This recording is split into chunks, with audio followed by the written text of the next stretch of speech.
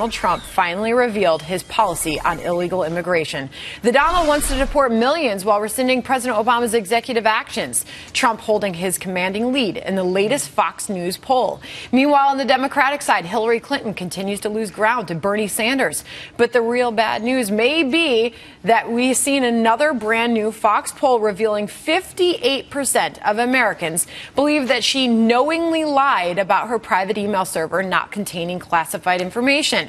Let's bring in Fox Digital politics editor Chris Stirewalt, the host of Power Play on FoxNews.com. Good morning to you, Chris. What do you make of this latest poll and the outcome? I love August. It's fun, and it's why we do this, because it's sort of like what you guys do. Get a hunch and bet a bunch. You could be really right. You could be really wrong. When you have, on the Republican side, when you have 17 candidates dividing the vote, swings look enormous.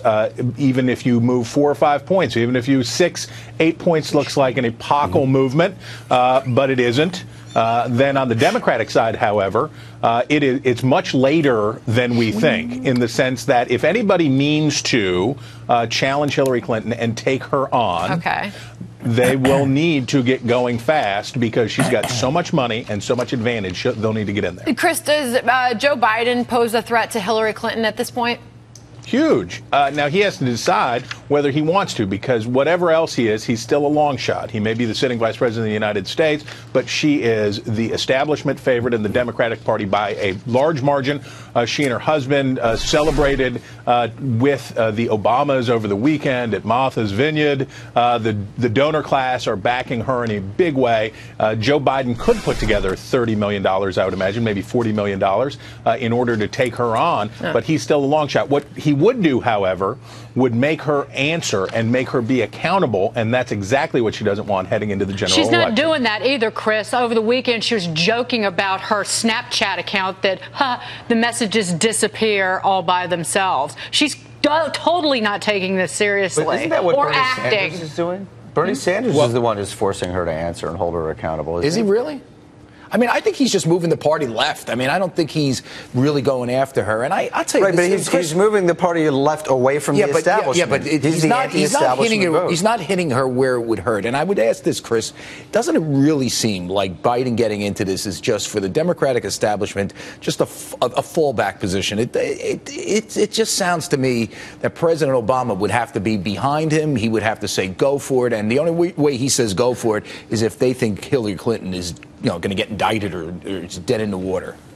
Right. He would be the safety valve, essentially. Yeah. And while Sanders is forcing Hillary Clinton to take a lot of liberal positions, or things that sound liberal, $500 billion of solar panels or whatever it is that she needs to say to sound better to the base, or Black Lives Matter, what have you, he's not forcing her to be accountable for her greatest weaknesses, which relate to character and fitness. All right. So then we saw a clip of Donald Trump on his airplane conducting an interview over the weekend, announcing his illegal immigration plan, headlined by mass deportation. Your thoughts on that, Chris?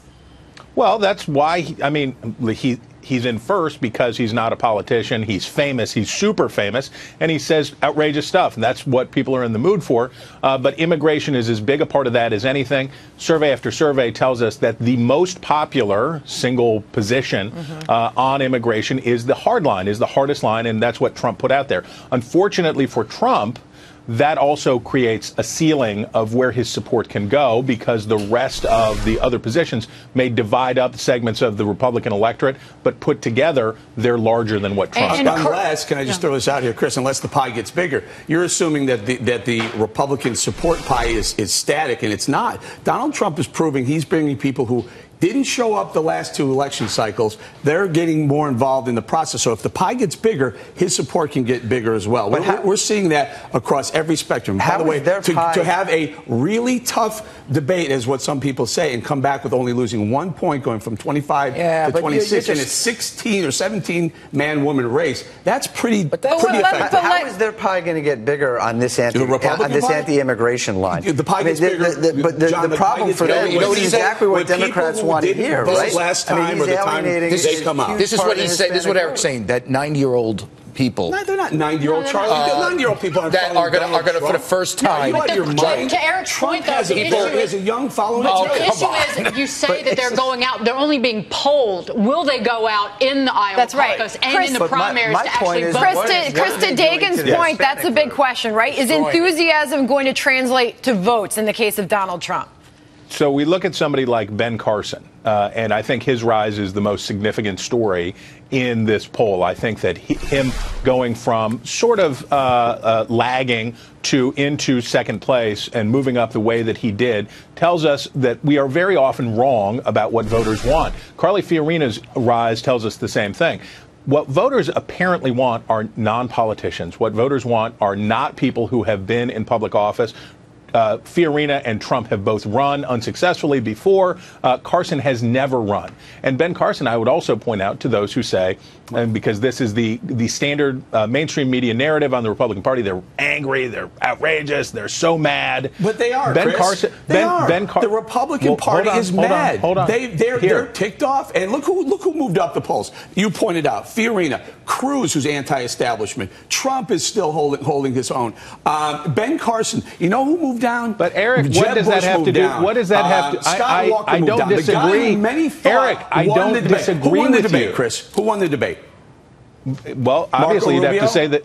Well, you'd have to say Ben Carson did. Marco Rubio is widely looked at as he won the debate. He had a fantastic showing. But how could he went down in the poll? But I don't think anybody won. One person lost. I would say this: one person lost. What about Jeb Bush? How much danger is he in right now to go into single digits? How bad is that story for him?